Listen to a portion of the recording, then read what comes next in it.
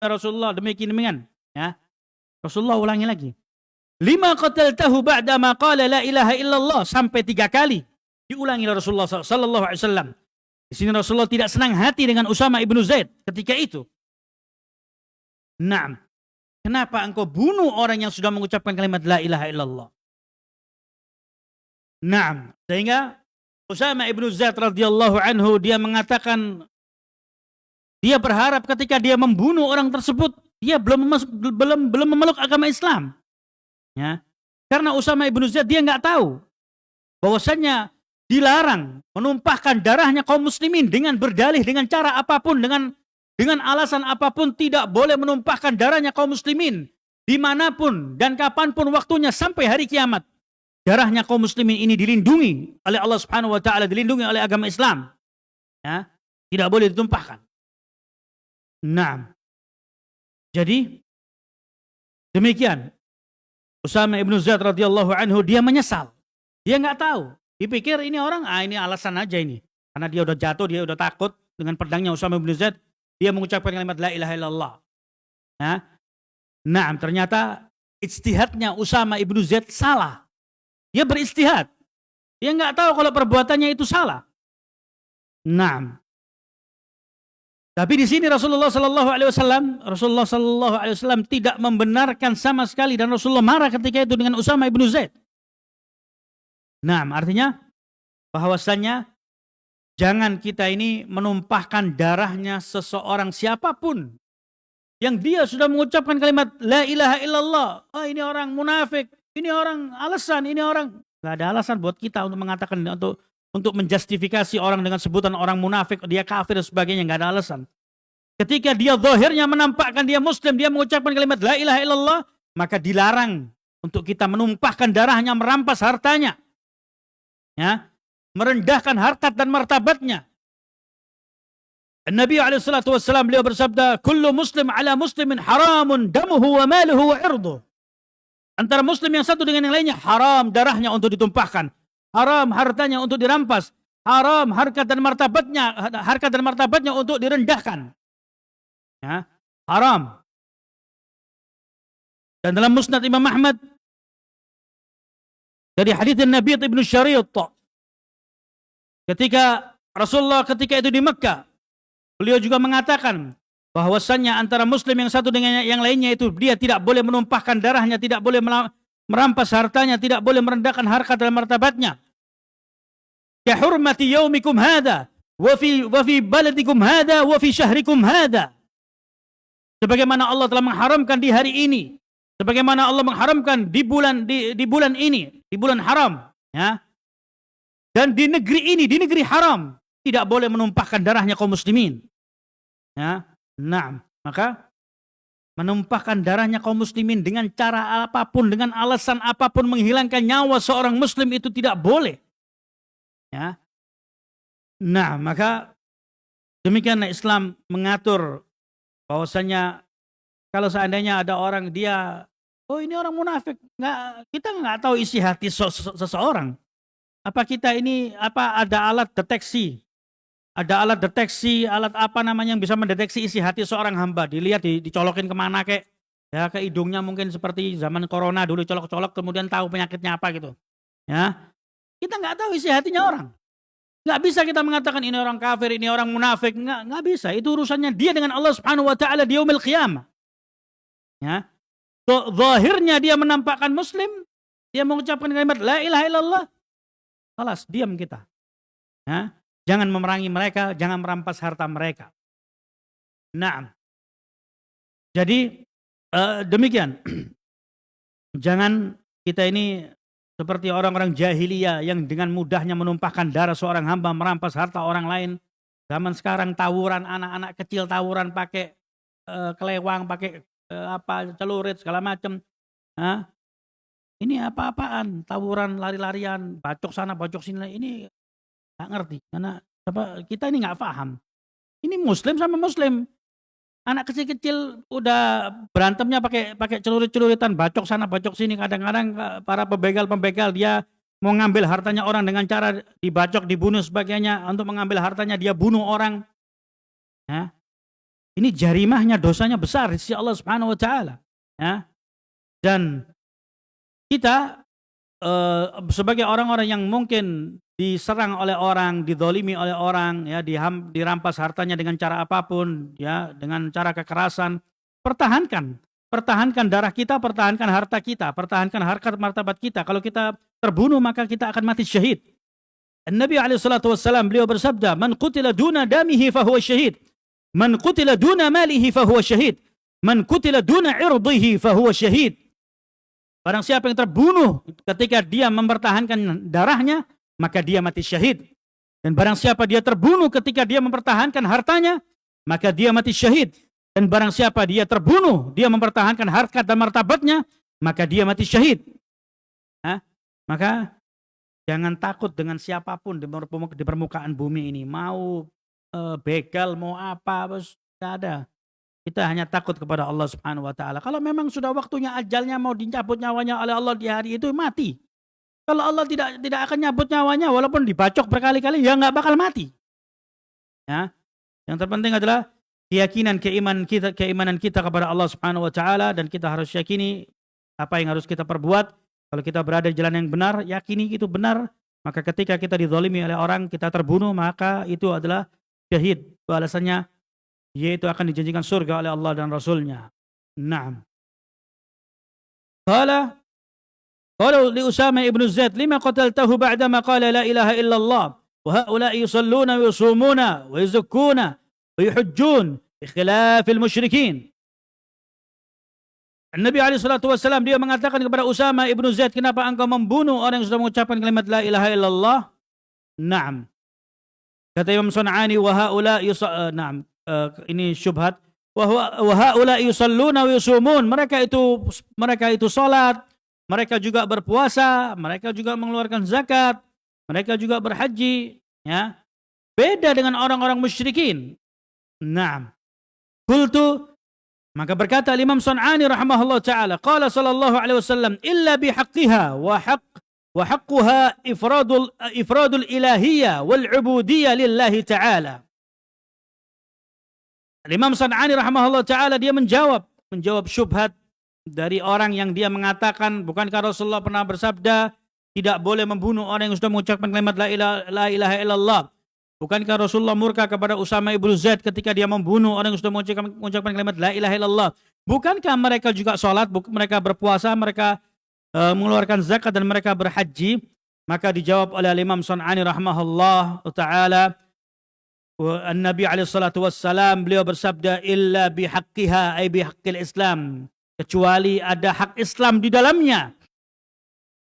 Wa haqquha, dan haknya Islam yang harus kita tunaikan, ifradul ilahiyya wal ubudiyyah lillahi ta'ala.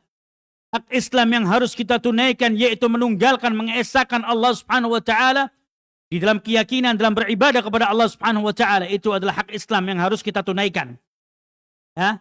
Ifradul ilahiyya wal ubudiyyah, menunggalkan Allah dari sisi al-uluhiyah dan ubudiyah, ya, lillahi ta'ala, hanya untuk Allah Subhanahu wa taala semata, tanpa ada unsur pencampur adukan antara beribadah kepada Allah dan beribadah kepada makhluk, ya. Murni, pure, khalis, dia hanya beribadah kepada Allah Subhanahu wa taala. Inilah hak Islam yang harus ditunaikan oleh setiap manusia.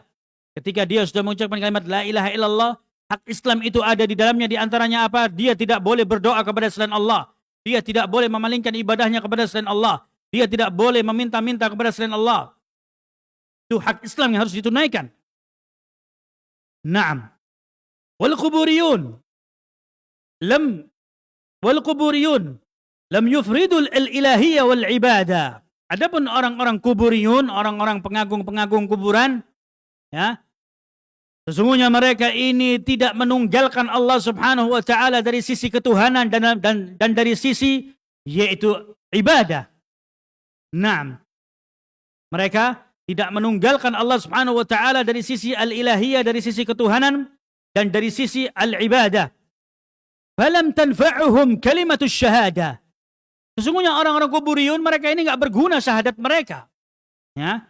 Syahadat mereka, dia mengatakan, saya bersaksi bahwasanya tidak ada ilah yang paling berhak untuk diibadahi melainkan Allah, dan Nabi Muhammad adalah hamba dan utusannya. syahadat mereka itu tidak berguna ketika mereka berdoa meminta-minta kepada kuburan, pada makhluk-makhluk tertentu dia minta-minta, dia meminta kepada selain Allah, maka syahadatnya tidak berguna, kata Imam Sun'ani rahimahullah taala. Fa innaha la tanfa'u illa ma'al iltizam ma'naha kama lam yanfa'ul yahud qawluha li'inkarihim ba'da al-anbiya. Sesungguhnya tidak berguna, tidak bermanfaat ucapan mereka. Ucapan syahadat mereka itu enggak berguna. Melainkan ketika mereka sudah mengucapkan, dia harus pegang erat dan dia harus yakini dan dia harus tahu arti kalimat la ilaha illallah. Konsekuensi apa ketika orang sudah mengucapkan kalimat la ilaha illallah? Dia harus paham, dia harus tahu. Ketika Nabi Sallallahu Alaihi Wasallam mengajak kepada orang-orang musyrikin al-Arab pada zaman jahiliyah, Rasulullah ketika itu dia kumpulkan orang-orang musyrikin dan Rasulullah berdiri di sebuah semacam bukit atau tanah yang lebih tinggi. Rasulullah berdiri lalu dia mengatakan kepada orang-orang musyrikin, wahai orang-orang Quraisy, kalau seandainya kalau aku katakan bahwasannya di seberang sana di balik bukit itu ada orang-orang, ada musuh yang akan menyerang kalian, apakah kalian percaya kepada diriku? Yang Rasulullah ketika itu diberikan julukan oleh mereka sebagai Al-Amin, orang yang bisa dipercaya. Maka ketika ditanya pertanyaan tersebut, orang-orang musyrikin mengatakan kami percaya. Percaya bahwasanya Muhammad ini nggak pernah berdusta. Dia adalah orang yang jujur. Maka Rasulullah mulai dia berdakwah. Dia berdakwah, dia mengajak orang-orang musyrikin, orang-orang Quraisy ketika itu untuk mengucapkan kalimat la ilaha illallah. Maka mereka enggan. Mereka tidak mau untuk mengucapkan kalimat la ilaha illallah. Ya. Mereka mengatakan aja'ala alihatan ilaha wahida inna hadza la syai'un ujab. Apakah engkau ya Muhammad ingin menjadikan Tuhan-Tuhan kami, berhala-berhala kami yang banyak ini dijadikan menjadi satu ilah? Hanya sebagai satu Tuhan saja? Sesungguhnya ini adalah perkara yang sangat aneh, mengherankan, kata mereka. Ya, mereka tidak mau. Padahal dalam perkara-perkara duniawiyah mereka percaya dengan Rasulullah. Mereka julukan Al-Amin, orang yang bisa dipercaya. Tapi ketika giliran didakwain, diajak untuk mentauhidkan Allah, mereka tidak mau. Ya. Mereka tidak mau. Kenapa mereka tidak mau? Nah, pertanyaan. Kenapa mereka nggak mau? Saya tanya. Hah? Konsekuensinya labas. Benar. Yang lain? Nah. Kenapa? Mereka tidak mau mengucapkan kalimat la ilaha illallah. Sudah lewat dari kita ini. Bahasanya sudah lewat. Kenapa? Hah? Belum mendapatkan hidayah. Pas. Boleh. Nah, yang lain. Kenapa orang musyrikin pada zaman jahiliyah tidak mau mengucapkan kalimat la ilaha illallah? Nafsu. Benar semua. Yang lain. Bukan ini yang dimaksudkan oleh Imam Sun'ani.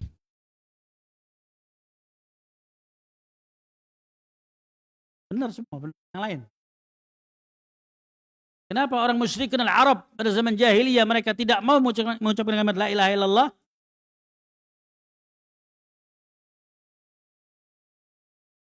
Otomatis. Nah, yang lain. Betul tapi salah. Betul semua jawabannya tapi salah. Betul tapi masih salah. Betul semua jawabannya tapi belum tepat. Nah, kenapa orang musyrikin al-Arab tidak mau mengucapkan kalimat la ilaha illallah?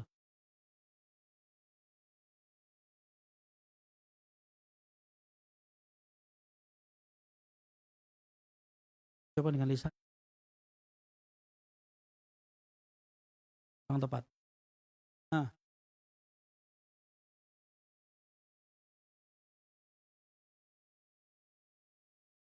Oke lah, betul semua tapi nggak tepat. Sudah lewat dari kita pembahasannya. Sama aja. Sama tadi. Benar, betul jawabannya betul semua tapi salah.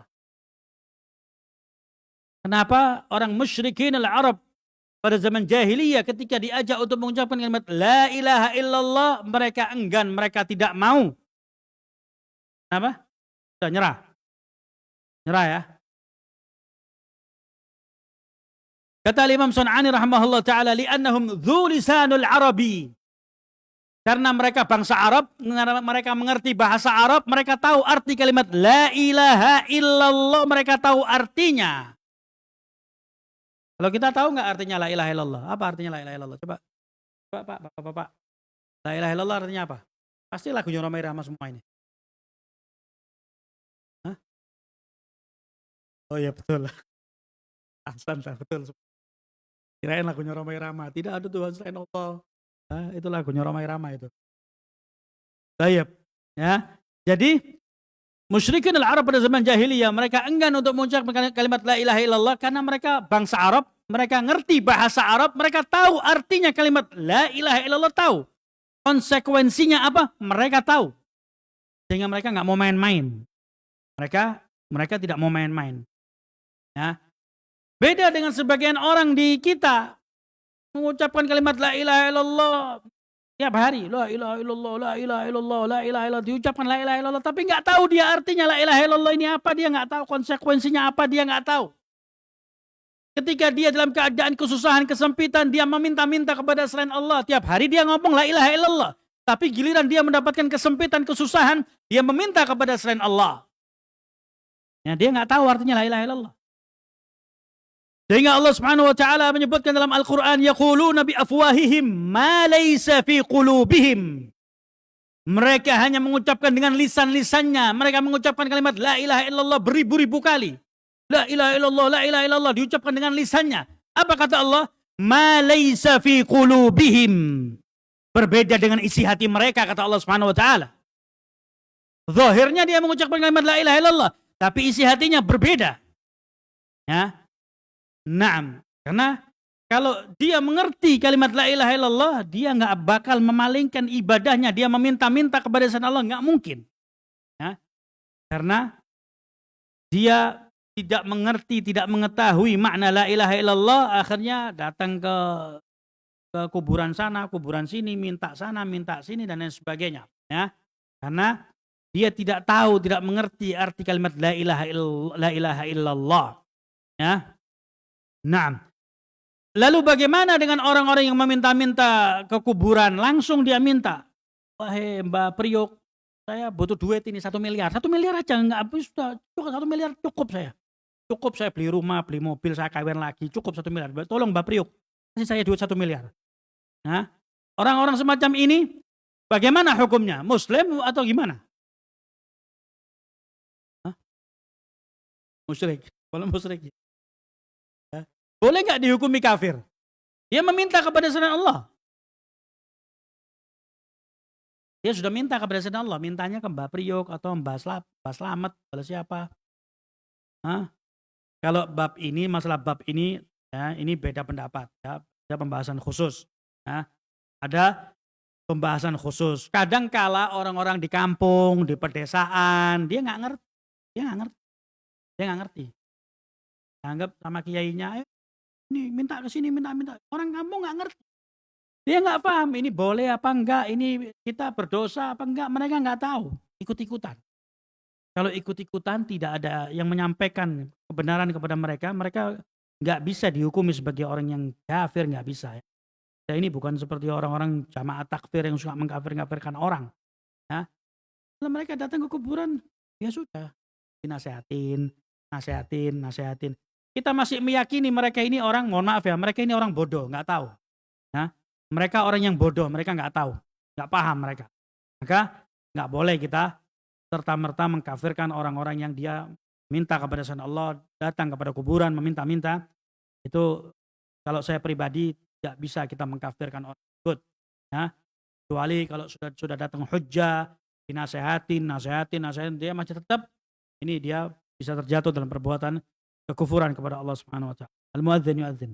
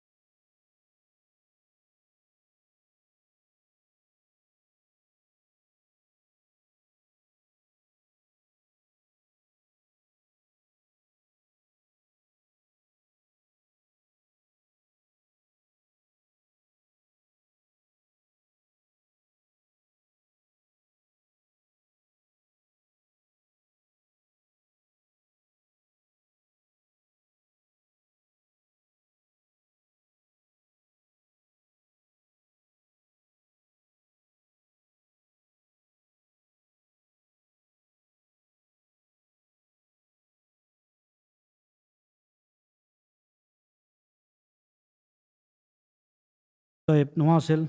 Kita lanjutkan. Qala al-Imam As-San'ani rahimahullah ta'ala, wal kuburiyun lam yufridu al-ilahiyyata wal ibadata falam tanfa'uhum kalimatu syahada fa innaha la tanfa'u illa ma'a iltizami ma'naha kama lam yanfa'u al-yahud qawluha liinkarihim ba'd al-anbiya. Orang-orang kuburiyun sesungguhnya apa yang telah mereka tunggalkan sebagai al-ilah, sebagai Tuhan mereka dalam beribadah, ketika dia berdoa meminta-minta, dia berdoa kepada selain Allah Subhanahu wa taala, sesungguhnya persaksian mereka, ibadah mereka itu tidak berguna. Lam tanfa'uhum, tidak berguna kalimatus syahada, enggak berguna kalimat syahadat mereka, gugur. Fa innaha la tanfa'u illa ma'a iltizam ma'naha. Sesungguhnya itu semua tidak berguna melainkan dia harus barengi dengan keyakinan, dan dia harus mengetahui arti dari makna kalimat la ilaha illallah. Naam. Sebagaimana tidak berguna bagi orang-orang Yahudi ucapan mereka, yaitu pengingkaran kepada sebagian nabi-nabi mereka. Wa kadzalika man ja'ala ghairu man arsalahu Allahu nabiyyan lam tanfa'uhu kalimatus syahada.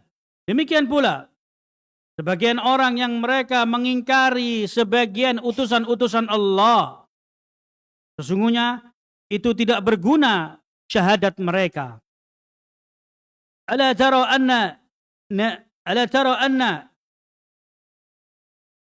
Bani Hanifah kanu yashhaduna ila la ilaha illallah wa anna Muhammadar Rasulullah yusallun walakinnahum qalu inna Musailamatan nabi faqatalahum as-sahabah wa sabbuhum kaifa biman yaj'alu lil wali khassa al-ilahiyya wa yunadihi lil muhimmat. Tidakkah kalian melihat dahulu Bani Hanifah mereka mengucapkan dua kalimat syahadat, akan mereka juga mengerjakan salat, tapi apa kesalahan mereka? Kesalahan mereka ketika mereka mengakui bahwasannya Musailamah al-Kadzdzab, Musailamah seorang pendusta yang dia mengaku sebagai nabi yang baru. Orang-orang Bani Hanifah dia mempercayai Musailamah itu seorang nabi. Ya, maka padahal mereka bersyahadat, mereka salat, tapi ketika dia mempercayai ada nabi yang baru, maka mereka diperangi oleh para sahabat. Faqatalahumus sahabah. Sahabat semuanya memerangi mereka, orang-orang Bani Hanifah yang mereka percaya ada nabi baru. Naam, dan mereka dibunuh dan dicaci maki oleh para sahabat. Naam. Walakinnahum qalu inna Musailamatan nabi faqatalahum as-sahaba wa sabbuhum fakaifa biman yaj'alu lil wali khassah al-ilahiyya wa yunadihi lil muhimmat. Mereka diperangi oleh para sahabat Bani Hanifah karena mereka mempercayai ada nabi baru yaitu Musailamah al-Kadzdzab. Ya, mereka diperangi, dicaci maki oleh para sahabat. Bagaimana dengan orang-orang yang mereka itu percaya dengan wali-wali tertentu, ya? Mereka percaya dengan wali-wali tertentu yang mereka posisikan wali ini bisa memberikan manfaat, bisa memberikan madarat. Dan wali-wali itu mereka elu-elukan, mereka panggil-panggil ketika mereka dalam keadaan yang penting dan genting. Wahai Abdul Qadir Jailani, wahai Raifai, wahai Zailai. Ya? Dan sebagainya, mereka berdoa memanggil-manggil nama-nama wali-wali mereka. Ya. Naam. Wahada Amirul Mu'minin Ali bin Abi Talib radhiyallahu anhu. Hurriqa ashabi Abdullah ibn Saba al-Yahudi. Wa kanu yaquluna nashhadu an la ilaha illallah wa anna Muhammadar Rasulullah. Walakinnahum ghalaw fi Ali radhiyallahu anhu wa'taqadu fihi ma ya'taqidu al-quburiyun wa ashbahahum fa'aqabahum 'uqubah lam yu'aqibu biha ahadan min al-'usa فإنه حفر لهم الحفائر وأجح لهم النار وألقاهم فيها. Naam. Dahulu Amirul Mukminin Ali bin Abi Thalib radhiyallahu anhu. Ali bin Abi Thalib radhiyallahu anhu, dia membakar hidup-hidup dari kelompoknya Abdullah ibnu Saba, seorang Yahudi yang dia berpura-pura masuk Islam. Ya, Abdullah ibnu Saba, seorang Yahudi, ya, dia membuat semacam komunitas kelompok, yaitu mereka ini mencintai Ali bin Abi Thalib secara berlebihan. Ya, yang mereka ini adalah cikal bakal dari orang-orang Syiah sampai hari ini. Ya. Naam. Mereka mencintai Ali bin Abi Thalib radhiyallahu anhu, mengelulukan Ali radhiyallahu anhu berlebih-lebihan, mengagungkan Ali bin Abi Thalib radhiyallahu anhu. Dan ini kelakuan dari Abdullah ibnu Saba. Dia menciptakan, ya, menciptakan agama baru yang bernama Syiah, yaitu mencintai Ali bin Abi Thalib bersama ahlul baitnya Rasulullah sallallahu alaihi wasallam, tapi berlebihan. Ya. Naam. Sesungguhnya agama Syiah ini, kalau ada sebuah kitab yang ditulis oleh sebagian orang yang dia menyamakan antara agama Yahudi dengan agama Syiah. Ya. Naam, kalau kita mengatakan Syiah itu sebagai agama, dia bukan madhab tapi agama. Antara agama Yahudi dengan agama Syiah itu kalau ditarik benang merah sama. Mereka yang memerangi, membunuh para nabi, mereka Yahudi membunuh nabi-nabinya. Orang-orang Syiah mereka yang membunuh, memerangi para sahabat Nabi SAW. Ada beberapa perkara-perkara itu menyamai antara perbuatan orang Yahudi dengan orang-orang Syiah. Ya, demikian sebaliknya. Kenapa? Karena memang yang menciptakan agama Syiah orang Yahudi. Naam. Ali bin Abi Thalib radhiyallahu anhu, dia tidak tinggal diam ketika dia menjadi seorang Amirul Mukminin. Maka dia menggali sebuah lubang yang besar. Maka dia hempaskan, dia lemparkan kelompoknya Abdullah ibnu Saba, lemparkan ke dalam sebuah lubang, lalu mereka dibakar hidup-hidup oleh Ali bin Abi Thalib radhiyallahu anhu karena perbuatan maksiat yang sangat besar yang mereka lakukan, yang tidak pernah dilakukan oleh orang-orang sebelumnya ketika itu. Ya. Mereka melakukan sebuah perbuatan maksiat yang sangat dahsyat. Mereka orang-orang yang berlebihan mengeluh-elukan Ali bin Abi Thalib radhiyallahu anhu. Naam. Innahu hafara lahumul hafair. Mereka dilemparkan ke sebuah lubang, kemudian mereka dibakar oleh Ali radhiyallahu anhu.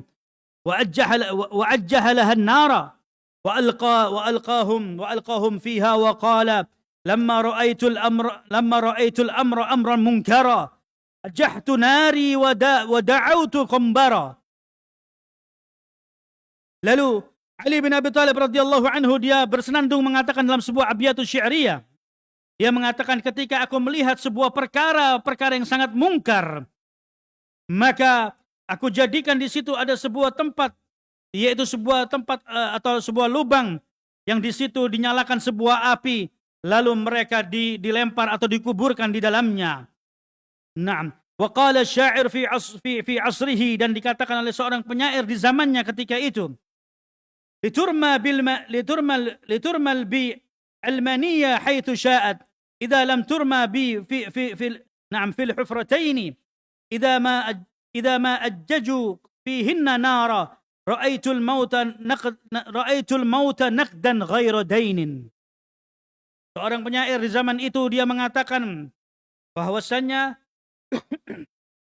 orang-orang kelompok dari Abdullah bin Saba, mereka ini dihempaskan di dalam sebuah kubangan api. Nah, mereka dilemparkan ke dalam dua lubang yang dipenuhi dengan api. Kemudian dikatakan bahwasannya, aku melihat bahwasannya kematian itu dibayar kontan tanpa mereka harus berhutang lagi. Mereka dibunuh oleh Ali bin Abi Thalib radhiyallahu anhu, diperangi ketika mereka mengeluh-elukan Ali berlebihan. Nah, ini dari kelompoknya Abdullah ibnu Saba al-Yahudi. Jadi siapapun mereka yang memalingkan peribadatannya kepada selain Allah, ya, memalingkan ibadahnya kepada selain Allah, maka syahadatnya tidak berguna. Barang siapa yang dia mengaku bahwasanya ada nabi selain Nabi Muhammad SAW, maka dia tidak berguna syahadatnya.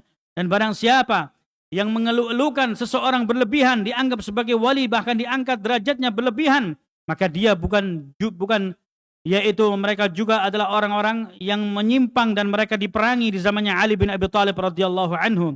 Dan demikian tadi kita sebutkan Abu Bakar As-Siddiq radhiyallahu anhu, ketika orang dia menahan dari haknya Islam yang dia tahan tidak dikeluarkan, maka Abu Bakar As-Siddiq radhiyallahu anhu dia memerangi orang-orang yang dia tidak menunaikan zakatnya. Baik, ikhwani fiddin azzani Allah wa iyyakum, ini yang diterangkan oleh Al-Imam As-San'ani rahimahullah taala dari perkara yang berhubungan dari apa yang diterangkan oleh beliau dari kitab Tadhhirul I'tiqad an Adranil Ilhad, bahwasanya kitab ini kitab yang sangat kecil tapi memiliki manfaat yang sangat luar biasa dan banyak dikaji oleh para thalabatul ilm dan para ulama di zaman kita, dan sampai kapanpun kita akan terus belajar dan mengajarkan perkara tauhid kepada kaum muslimin. Semoga Allah Subhanahu wa taala memberikan taufik, memberikan hidayah kepada kita semua. Dan semoga Allah Subhanahu wa taala mengampuni dosa-dosa kita, dosa kedua orang tua kita, dan dosa seluruh kaum muslimin. Tafi ila hadzal qadar wa sallallahu ala nabiyyina Muhammadin wa sallallahu ala nabiyyina Muhammadin wa alihi wa sahbihi wasallam. Kita akhiri dengan doa kafaratul majlis. Subhanakallahumma bihamdik asyhadu an la ilaha illa anta astaghfiruka wa atubu ilaik. Alhamdulillah rabbil alamin. Tafaddalu barakallahu fikum.